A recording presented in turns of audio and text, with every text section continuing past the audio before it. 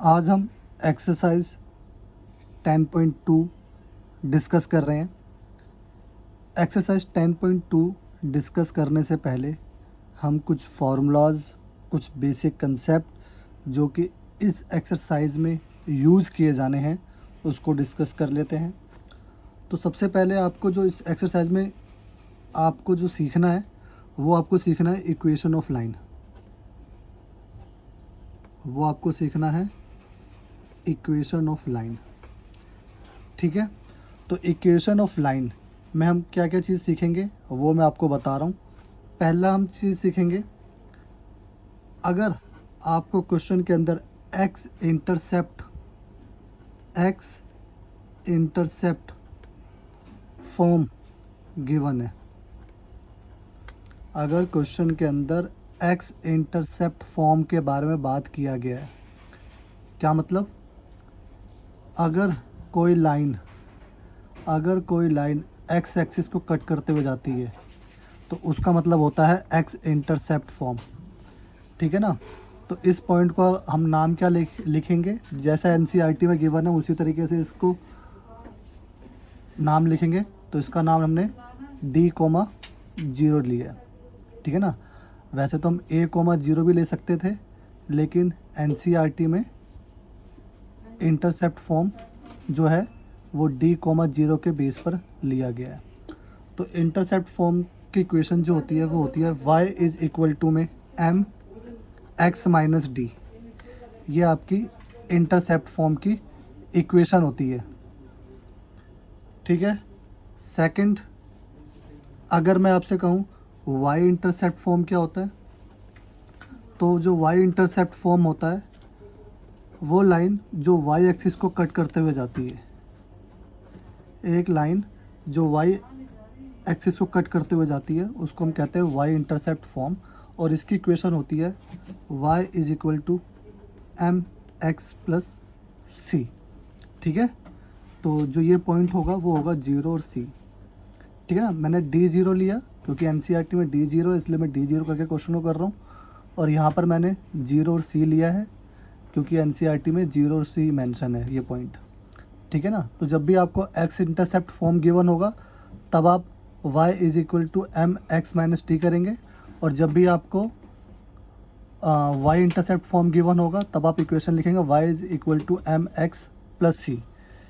ठीक है।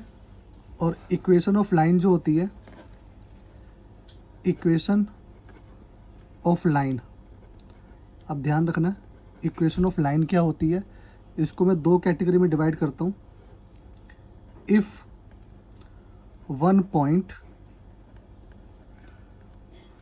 And slope is given, one point and slope is given. ठीक है ना। आपको कोई एक पॉइंट गिवन है x1 y1 और आपको स्लोप गिवन है m। तो इक्वेशन ऑफ लाइन जो होगी वो होगी आपकी y minus y1 is equal to में m x माइनस x1। ठीक है। अगर इफ़ स्लोप नहीं गिवन लेकिन आपको 2 पॉइंट्स गिवन है, if 2 points are given, if 2 points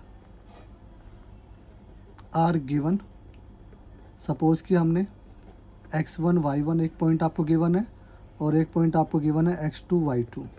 ठीक है ना। तो सबसे पहले आप m निकाल लेंगे। m कैसे निकालते हैं, y2 माइनस y1 अपॉन में x2 माइनस x1। इसके बाद आप इक्वेशन निकाल लेंगे। इक्वेशन आपकी यही रहेगी इक्वेशन लाइन की, y माइनस y1 और जो आपने m कैलकुलेट किया m x माइनस x1। ठीक है ना। ये y और x को आपको छेड़ना नहीं है, y और x एज इट इज़ रहेंगे। y1 x1 आप यहाँ से लेंगे और m आप यहाँ से लेंगे। ठीक है। तो ये आपके दो इक्वेशंस हो गई हैं। ठीक है ना। तीन इक्वेशन हो गए, सॉरी, एक इक्वेशन ऑफ लाइन हो गया, एक एक्स इंटरसेप्ट फॉर्म हो गया, एक वाई इंटरसेप्ट फॉर्म हो गया। ठीक है ना। इसके बाद हम लास्ट फॉर्मूला डिस्कस कर रहे हैं, नॉर्मल फॉर्म।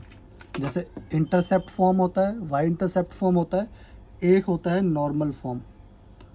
तो ये 4th नंबर लिख लिया हमने, normal form.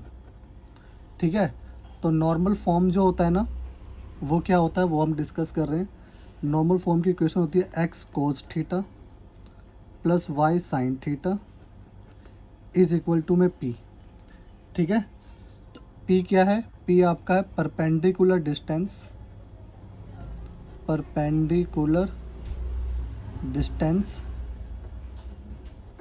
From the origin. ठीक है ना, जब भी आपको क्वेश्चन में पॉइंट लिखा हुआ दिख जाए perpendicular distance from the origin, तब आप समझ जाना कि आपको जो है ये वाला फॉर्मूला लगाना है, नॉर्मल फॉर्म की इक्वेशन आपको यूज़ करनी है।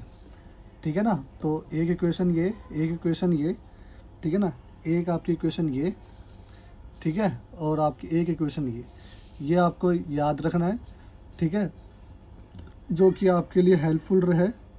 ठीक है, एक्सरसाइज 10.2 को करने के लिए। अब मैं क्वेश्चन नंबर 1 करने जा रहा हूँ। एक्सरसाइज 10.2 का क्वेश्चन नंबर 1 बिल्कुल ध्यान से देखेंगे आप। क्वेश्चन नंबर 1 क्या कह रहा है, पढ़ते हैं।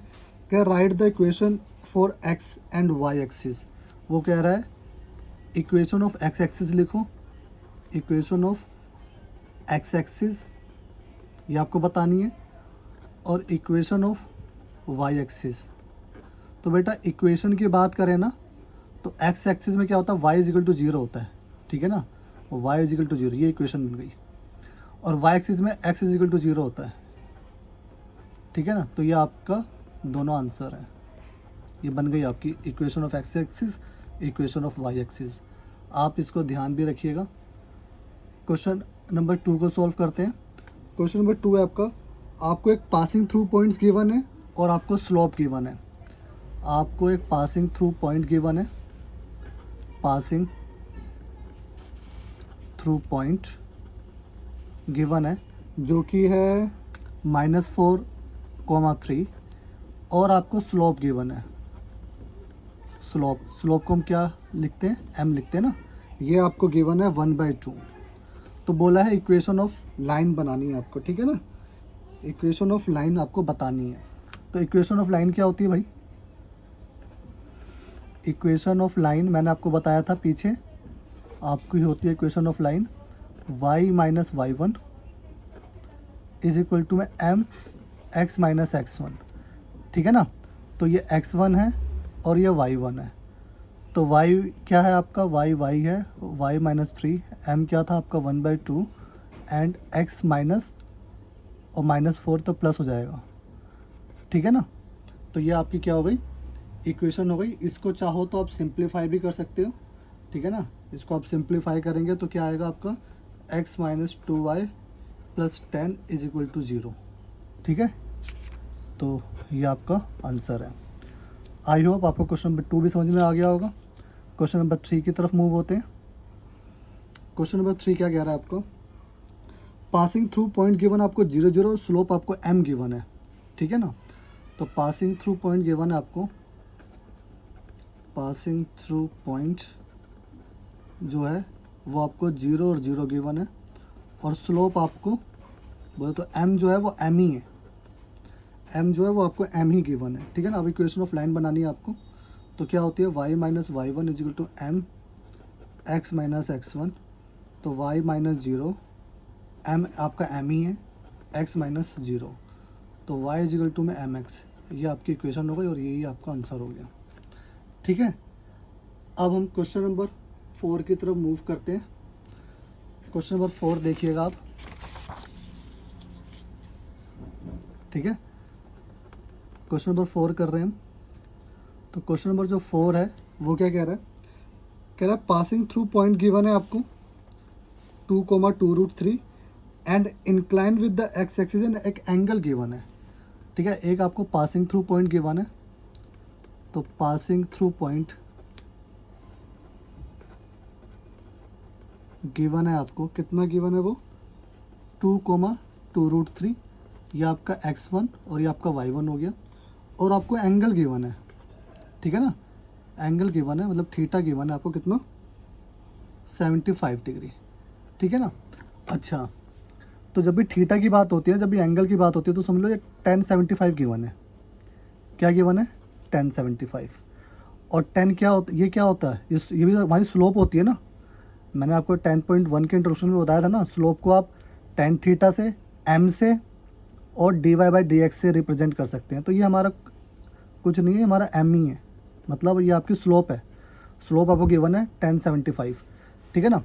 तो इसको थोड़ा सॉल्व कर लेते हैं, ठीक है, इक्वेशन बनाने के लिए। तो इसको हमें थोड़ा सॉल्व कर लेते हैं कि कैसे करेंगे। देखो m 1075, देखो 90 से जब भी छोटा एंगल होता है ना तो उसको हम तोड़ लेते हैं।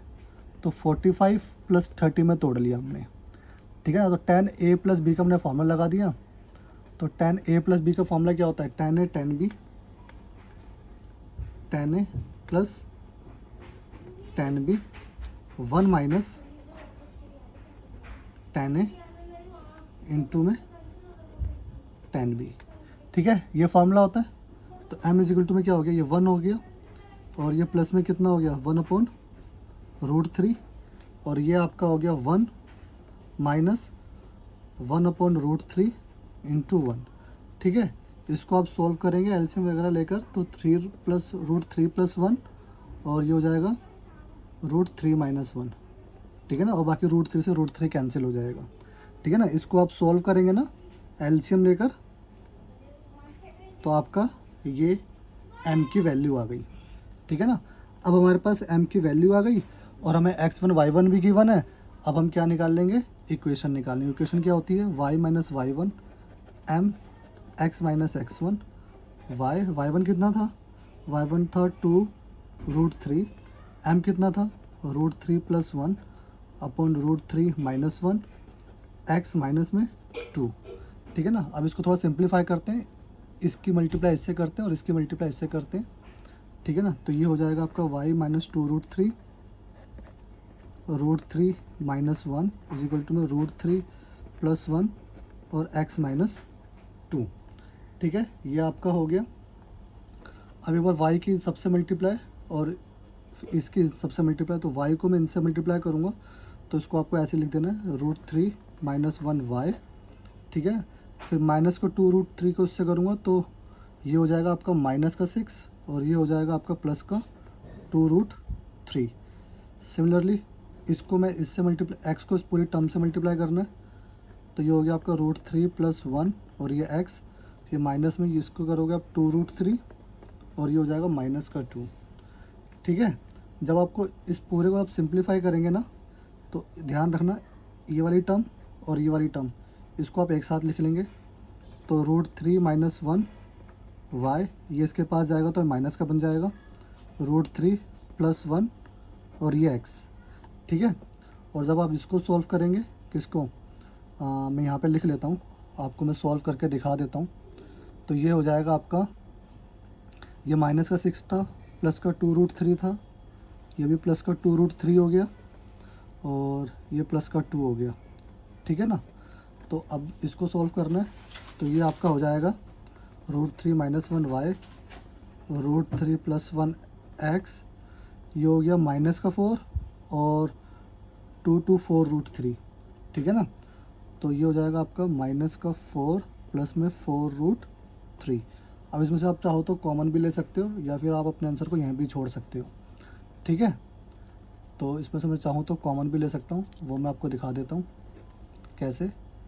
√3 - 1 ये y, माइनस में √3 + 1 ये आपका x, और माइनस में मैंने 4 कॉमन लिया, तो ये आपका आया √3, और ये प्लस, सॉरी मैंने प्लस का 4 कॉमन लिया ना, तो ये क्या हुआ, ये √3 और ये +1 हो गया ना, ये सॉरी, इसमें से अगर मैंने -4 कॉमन लिया होता, ये -4 कॉमन लिया ना मैंने, ठीक है। अगर मैं -4 कॉमन लेता हूँ, ठीक है, तो क्या बन जाएगा ये, तो -4 कॉमन लिया तो 1 प्लस का हो गया, माइनस का हो जाएगा ना, ये √3 माइनस का हो जाएगा, ठीक है।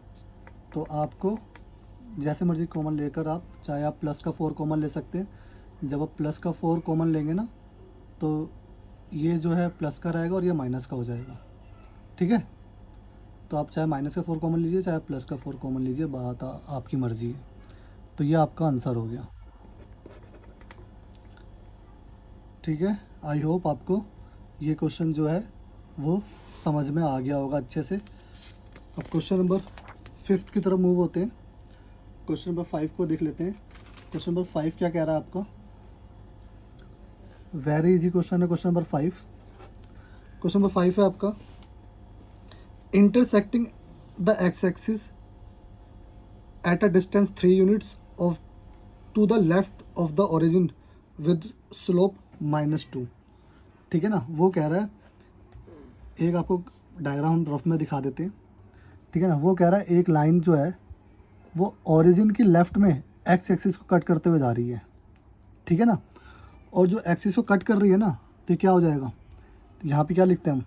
डी और ज़ीरो ना, एक्स एक्सिस में डी और ज़ीरो लिखते हैं। मैंने आपको बताया था ना, एक्स एक्सिस पे जो भी लाइन कट करेगी उसको हम डी और ज़ीरो लिखेंगे। ठीक है ना, तो जो ये डी, यहाँ पे डी जो है ना वो -3 है, ध्यान रखना, ये गिवन है आपको।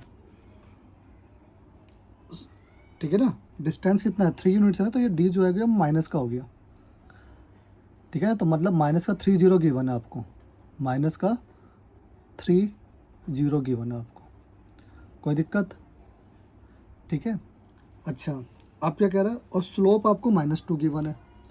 जो आपको स्लोप गिवन है ना, तो वो आपको गिवन है -2, मतलब ये आपको जो m गिवन है। अब बात करते हैं, जब भी देखो अब इक्वेशन हमारी ये वाली बन रही है ना, जो एक्स एक्सिस को कट करते हैं तो हमारी इक्वेशन ये होती है, y इज इक्वल टू में एम एक्स माइनस डी। तो y इज इक्वल टू में एम एक्स माइनस डी, ये हमारी इक्वेशन होती है। ठीक है ना, अब क्या हो गया? y क्या है? y तो y है, m क्या है? m -2 है, x भी सेम रहता है, y और x को हम छेड़ते नहीं हैं। और d माइनस का d कितना था? d था -3। ठीक है, d कितना था आपका? -3। तो ये आपकी जो इक्वेशन जो बनी ना, वो बनी -2x एंड ये हो गया प्लस का -6। ठीक है ना, तो ये हुआ। और अब क्या होगा? ये इधर आ जाएगा, तो ये हो जाएगा 2x प्लस का y प्लस का 6 इज इक्वल टू 0। ठीक है ना, तो ये आपका आंसर हो गया। ठीक है, देखो ये लाइन चाहे यहाँ कट करे ये d0 रहेगा, चाहे यहाँ कट करे तब भी ये d0 ही रहेगा। ठीक है ना, अब देखो ऑब्वियस सी बात है, यहाँ पे जो d होता है ना वो नेगेटिव होता है, और यहाँ पे जो d होगा वो पॉजिटिव होगा। ठीक है ना, इसलिए उन्होंने -3 गिवन है ऑलरेडी, तो इसलिए मैंने यहाँ पे d जो है नेगेटिव दिखाया नहीं, क्योंकि d की जगह आपको वैल्यू गिवन है -3 और 0। आई होप आपको समझ में आ गया होगा। Example number 6, sorry question number 6 देखते हैं। कुछ इसी तरीके का क्वेश्चन नंबर 6 भी है। क्वेश्चन नंबर 6 क्या कह रहा है आपको? आपको कह रहा है कि जो है y एक्सिस पर एक लाइन कट करते हुए जा रही है। ठीक है ना, मैंने ऐसे कट कर दिया, तो यहाँ पे क्या होता है? 0 और c। ठीक है ना, और क्या कह रहा है? और जो कट कर रहा है 2 यूनिट्स पे कर रहा है, मतलब ये 0 और 2 गिवन है। ठीक है ना, क्या गिवन है? 0 और 2। और आपको जो m गिवन है ना वो 30 डिग्री गिवन है। जो आपको tan थीटा जो गिवन है ना 30 डिग्री गिवन है, तो इसको हम क्या लिखते हैं? इसको हम tan 30 डिग्री लिखते हैं। और tan 30 डिग्री क्या होता है? ये क्या है? ये स्लोप है ना, तो इसको हम लिख लेंगे m tan 30 डिग्री। ठीक है, अब क्या हुआ? अब ये y इंटरसेप्ट फॉर्म है ना, तो इसकी इक्वेशन क्या हुई? y इज इक्वल टू में mx प्लस सी। तो y इज इक्वल टू में m कितना था? m तो आपको कैलकुलेट करना पड़ेगा फिर। ठीक है ना, तो कैसे कैलकुलेट करोगे? तो tan 30 की वैल्यू क्या होती है? 1/√3। तो हमने यहाँ रख दिया 1/√3, और एक्स जहाँ पे एक्स रखा, और सी कितना था हमारे पास? सी हमारे पास 2 था। ठीक है ना, ऑब्वियसली यहाँ पे सी पॉजिटिव होगा, क्योंकि वाई एक्सिस है ना, तो इस पर तो सी पॉजिटिव ही होता है ना। ठीक है, और यहाँ पे डी क्या था? ये नेगेटिव वाला होता है ना, तो यहाँ पे डी जो होता है वो नेगेटिव होता है। अच्छा, अब आप समझ गए होंगे। इसको आप सिंप्लीफाई करेंगे क्रॉस मल्टीप्लिकेशन करके, तो ये आपकी इक्वेशन बनेगी x -√3y plus 2√3 is equal to में 0। ठीक है ना, ये आपका क्या हो गया? आंसर हो गया। आई होप आपको क्वेश्चन नंबर 6 भी समझ में आ गया होगा। क्वेश्चन नंबर 7 की तरफ मूव करते हैं।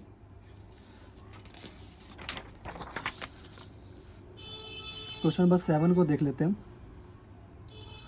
हाँ, तो क्वेश्चन नंबर जो 7 है वो हमारा क्या कह रहा है, कह रहा है पासिंग थ्रू पॉइंट्स गिवन है। आपको 2 पासिंग थ्रू पॉइंट्स गिवन है, तो बहुत इजी क्वेश्चन है। आपको एक पॉइंट गिवन है -1 एंड 1, एक गिवन है 2 एंड -4, ठीक है ना। तो एक आपका हो गया x1 और एक हो गया y1, एक हो गया आपका x2 और एक हो गया y2। आपको इक्वेशन ऑफ लाइन निकालनी है, तो इक्वेशन लाइन निकालने के लिए पहले आपको m चाहिए, तो m तो आप निकाल लो पहले, y2 माइनस y1 करके और x2 माइनस x1 करके, ठीक है ना। तो m आपकी कैसे निकलेगी, -4 और -1, तो ये -5 हो गया। x2 माइनस x1, 2 + 1 ये 3 हो गया, ठीक है ना। तो -5/3 आ गया। अब इक्वेशन ऑफ द लाइन क्या होती है, y minus y1 m x minus x1, ठीक है ना। y को नहीं छेड़ते ना, y1 कितना है, y1 1 है, m कितना है -5/3 है, x और x1 कितना है -1 है, तो ये +1 हो गया, ठीक है ना। अब क्या हुआ, अब इसको भी आप सिंप्लीफाई करेंगे तो ये हो जाएगा 5x + 3y + 2 = 0। ये आपका आंसर हो गया, ठीक है। अब हम क्वेश्चन नंबर 8 की तरफ मूव करते हैं। क्वेश्चन नंबर 8 क्या कह रहा है, perpendicular distance from the origin, ठीक है ना। मैंने आपको इंट्रो में बताया था, देखो मैंने आपको इंट्रो में बताया था, जब भी perpendicular distance from the origin question के अंदर लिखेगा ना, लिखा होगा, तो आप ये क्वेश्चन लिखेंगे, ठीक है। समझ लो इसी क्वेश्चन का क्वेश्चन है। तो यहाँ पे लिखा है, क्वेश्चन नंबर 8 में लिखा है perpendicular from the origin, sorry perpendicular distance from the origin is 5 units, मतलब आपको पी गिवन है 5 यूनिट्स, ठीक है ना। और ये पी कहाँ यूज़ होता है, ये पी होता है x cos theta plus y sin theta = में पी। तो ये पी गिवन है, perpendicular distance from the origin आपको गिवन है, angle made by the perpendicular with the positive x axis 30 degree, और आपको इसका एंगल भी गिवन है, मतलब ये थीटा भी गिवन है पॉजिटिव x एक्सिस में। जो थीटा जो होता है, मैंने आपको 10.1 जब मैं करवा रहा था स्टार्टिंग में ही मैंने आपको बताया था, जो भी थीटा होता है चाहे 10 के साथ हो कहीं के भी साथ हो, ये पॉजिटिव x एक्सिस का थीटा होता है। किसका होता है, पॉजिटिव x एक्सिस का। तो यहाँ पे देखो क्वेश्चन में लिखा हुआ है, क्वेश्चन में लिखा हुआ पॉजिटिव x एक्सिस जो 30 डिग्री है, तो समझ लो ये थीटा की बात कर रहा है। तो यहाँ पे हमने लिख दिया x cos 30 डिग्री, ठीक है ना। यहाँ पे थीटा भी आपको गिवन है 30 degree, plus y sin 30 degree = 5। कोई दिक्कत। अब cos 30 की वैल्यू क्या होती है, वो होती है आपको √3, ठीक है ना, प्लस में, और sin 30 की वैल्यू क्या होती है, वो होती है आपकी 1/2 = में कितना हो गया 5, ठीक है ना। इसको आप सिंप्लीफाई करेंगे तो आपका 3x और ये हो जाएगा y, अभी मैं करता हूँ, √3x हो गया ना, ये क्या हो गया आपका y/2 हो गया ना, और ये हो गया आपका 5, ठीक है। तो अभी इसको और सिंप्लीफाई करेंगे तो क्या कर सकते हैं हमने क्या करा, हमने 1/2 ना कॉमन, सॉरी एलसीएम ले लेते हैं, ठीक है ना। इसको आप जो है एलसीएम लेकर सॉल्व कर सकते हैं, ठीक है ना। चलो मैं आपको करके दिखाता हूँ कैसे। अगर मैंने यहाँ पे 1 ले लिया तो ये हो गया आपका 2√3x, ठीक है, प्लस y, ठीक है ना। मैंने क्या लिया, मैंने जो है 1/2 जो है कॉमन ले लिया, ठीक है ना, = कितना हो गया 5। तो ये क्या हो गया आपका, ये हो गया 1/2 दे जाकर रेसिप्रोकल हो जाएगा ना, तो ये हो जाएगा 2√3x प्लस y = 10, ये हुआ, ठीक है। एक बार मैं इसका आंसर चेक कर लेता हूँ NCERT में। ये था आपका क्वेश्चन नंबर 8 था ना ये, हाँ क्वेश्चन नंबर 8 था 10.2 का, √3x प्लस y = 10, ये 2 नहीं आ रहा है यहाँ पर ये 2 नहीं आ रहा। एक मिनट में चेक कर लेता हूँ, चलो कुछ गलती तो नहीं हुई, एक मिनट।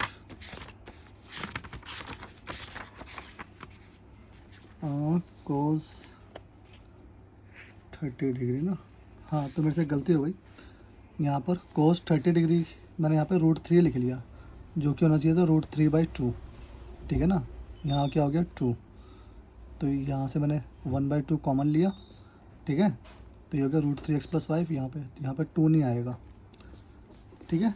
तो आपको समझ में आ गया ना, cos 30 मैंने गलती से √3 ले लिया, तो ये √3/2 होता है। आई होप आपको क्वेश्चन नंबर ये 8 था, आपको समझ में आ गया होगा। क्वेश्चन नंबर 9 की तरफ मूव करते हैं।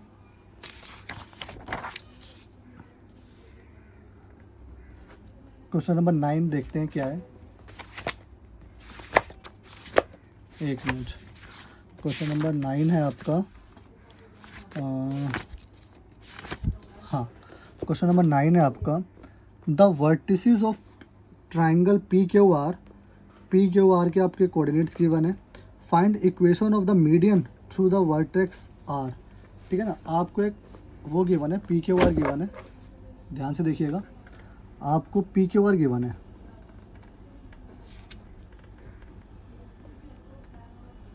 ठीक है। तो इसको ले लिया P, इसको ले लिया मैंने Q, इसको ले लिया मैंने R। तो PQR के जो आपको पॉइंट गिवन है वो आपको गिवन है, P के पॉइंट है आपको 2, 1, Q के पॉइंट आपको गिवन है -2 और 3, एंड R के जो आपको पॉइंट गिवन है 4 और 5 गिवन है, ठीक है। तो ये आपको पॉइंट्स गिवन है PQR। अब वो कह रहा है, क्वेश्चन में क्या कह रहा है कि find the equation of median through the vertex R से एक लाइन जा रही है ना, ये मीडियन है, ठीक है ना, मतलब मीडियन कह रहा है ना, कह रहा है find the equation of the median, जो ये मीडियन है, जो R के वर्टेक्स से मीडियन जो जा रही है, मीडियन क्या है, मतलब ये इन दोनों पार्ट PQ को इक्वल पार्ट में डिवाइड कर रहा है, ठीक है ना। मैं इसका नाम M लिख लेता हूँ, ठीक है ना। तो आपको RM की इक्वेशन निकालनी है, तो क्या निकालनी है आपको, इक्वेशन ऑफ R और M निकालना है, इक्वेशन ऑफ RM निकालनी, RM लाइन के इक्वेशन निकालनी है, ठीक है ना। तो अब देखो, RM की इक्वेशन निकालनी है ना, तो मुझे इसकी इक्वेशन क्या होती है, इक्वेशन तो सबकी यही होती है, लाइन की इक्वेशन तो यही होती है। तो आपको एक x1 की ज़रूरत होती है, एक y1 की ज़रूरत होती है, चलो x1 y1 तो है, लेकिन इसके अलावा आपको m की ज़रूरत होती है। तो मुझे इस क्वेश्चन में m निकालना है, ठीक है ना। तो पहले मैं m, देखो ये m तो स्लोप है, और ये मैंने वो m लिया है, ये पॉइंट है m, ये m क्या है, पॉइंट है, ये स्लोप नहीं है, ये m एक पॉइंट है, तो कैपिटल M में लिखा है, ठीक है मैंने। तो आपको ये पॉइंट निकालना है m, पहले m पॉइंट निकाल लेते हैं ताकि हमारे पास x2 और y2 भी आ जाए, ठीक है ना। तो ये पॉइंट निकाल रहा हूँ मैं किसके, m के, ठीक है ना। ये कैपिटल M जो है आपकी स्लोप नहीं है, पॉइंट निकाल रहा हूँ, ठीक है ना। और ये मिड पॉइंट में है इसके, क्योंकि ये मीडियन है ना, मतलब दो इक्वल पार्ट में डिवाइड कर रहा हूँ, मतलब ये जो ये पॉइंट है ना मिड पर है। तो कैसे निकालते हैं मिड पॉइंट, मिड पॉइंट आप कैसे निकालते हैं, आपने क्लास 10th में सीखा होगा ना। मिड पॉइंट निकालने का फॉर्मूला क्या होता है, x1 + x2/2 y1 + y2/2। तो ये x1 ले लो, ये y1 ले लो, ये x2 ले लो, और ये y2 ले लो, किसी को भी ले लेना, ठीक है ना। तो क्या हो गया, तो ये हो गया 2 माइनस का 2 प्लस का 2/2, और ये हो गया आपका 3 प्लस में 1/2, ठीक है ना। तो ये हो जाएगा आपका 0 और 2। तो 0 और 2 जो होगा ना, वो आपके वो आ गया, ये पॉइंट आ गए 0 और 2, ठीक है ना। अब आपको RM की बात करनी है, अब आपके पास RM का भी, R का भी पॉइंट है, आपके पास पॉइंट R भी है जो कि है 4 और 5, आपके पास पॉइंट M भी है जो कि अभी आपने कैलकुलेट किया 0 और 2। तो ये हमारा x1 y1 हो गया, ये हमारा x2 और y2 हो गया। अब यहाँ से हम M निकाल लेंगे, स्लोप क्या निकाल लेंगे, M निकाल लेंगे, ठीक है ना। क्या होता है, y2 - y1 मतलब 2 - 5 और 0 - 4, तो ये हो जाएगा -5 -3 और -4, तो 3/4 हो गया ये आपका, ठीक है ना। अब इक्वेशन में हम पुट कर देते हैं, इक्वेशन क्या होती थी, y - y1 कितना था 5, ठीक है ना, = m 3/4, और x - x1 कितना था आपका 4, ठीक है। अब इसको भी आप सिंप्लीफाई करेंगे तो ये हो जाएगा आपका 3x - 4y + 8 = 0, यह आपका आंसर हो जाएगा, ठीक है ना। आई होप आपको क्वेश्चन नंबर 9 में भी कोई दिक्कत नहीं होगी। क्वेश्चन नंबर 10 में 10 की तरफ मूव करते हैं। क्वेश्चन नंबर, ध्यान से देखिएगा, क्वेश्चन नंबर 10 को देख लेते हैं। क्वेश्चन नंबर 10 क्या कह रहा है? Find the equation of the line passing through -3, 5 and perpendicular to the line through the points 2, 5, -3, 6। ठीक है ना, वो कह रहा है एक लाइन है ना, एक लाइन है, ठीक है ना, जिसका पॉइंट कितना है -3 और 5। ये लाइन दूसरी लाइन पे परपेंडिकुलर है, ठीक है ना, जिसके पॉइंट्स गिवन है आपको, जिसके पॉइंट्स आपको जो गिवन है वो गिवन है 2, 5 और -3, 6, 2, 5 -3, 6। ठीक है, ये परपेंडिकुलर। अब आपको क्या कह रहा है? फाइंड द इक्वेशन कह रहा है ना स्टार्टिंग में, इक्वेशन मतलब इसी लाइन की इक्वेशन निकालनी है आपको, ठीक है ना। तो इस लाइन की इक्वेशन निकालनी है तो आपको ये पॉइंट चाहिए पहले, ठीक है ना। तो मैं नाम देता हूँ ए, ये बी, ये सी और ये डी। तो आपको सी डी की इक्वेशन निकालनी है। आपको क्या फाइंड करना है? आपको फाइंड जो करना है ना, equation of C D find करना है, ठीक है ना। तो सी डी के लिए हमारे पास एक पॉइंट तो है, x1 y1 तो है, तो अब मुझे m चाहिए। तो m निकालने के लिए पहले मुझे ये पॉइंट चाहिए d, ठीक है ना, मुझे m निकालने के लिए d चाहिए, ठीक है ना। या फिर ध्यान से देखना, पहले मैं एक परपेंडिकुलर, देखो मैंने आपको इंट्रोडक्शन में बताया था, मैंने आपको इंट्रोडक्शन वीडियो में बताया था, इफ़ टू